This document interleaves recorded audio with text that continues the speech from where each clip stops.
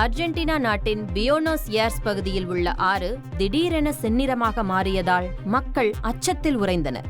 Rio டே லா பிளாட்டா ஆறு சிவந்து போனதற்கு காரணம் தொழிற்சாலைகளிலிருந்து வெளியேறிய ரசாயன கழிவுகள்தான் என பொதுமக்கள் குற்றம் சாட்டியுள்ளனர்.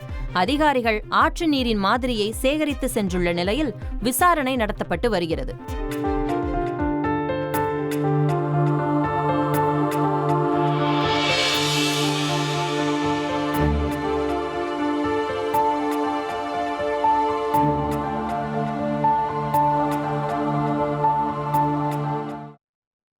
பெருவின் தெற்கு இகா மாகாணத்தில் உள்ள நாஸ்கா நகரில் கனமழை கொட்டி தீர்த்ததால் கடும் வெள்ளப்பெருக்கு ஏற்பட்டது. சேரும் சகதியும் மரங்களும் கற்களும் குப்பை கூளங்களும் தண்ணீரோடு அடித்து வரப்பட்ட காட்சி மிரள வைத்துள்ளது.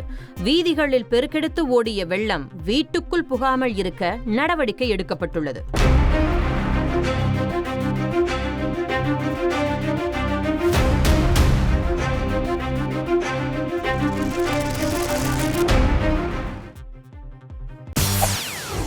செய்திகளை உடனுக்குடன் தெரிந்து கொள்ள உடனே சப்ஸ்கிரைப் பண்ணுங்க.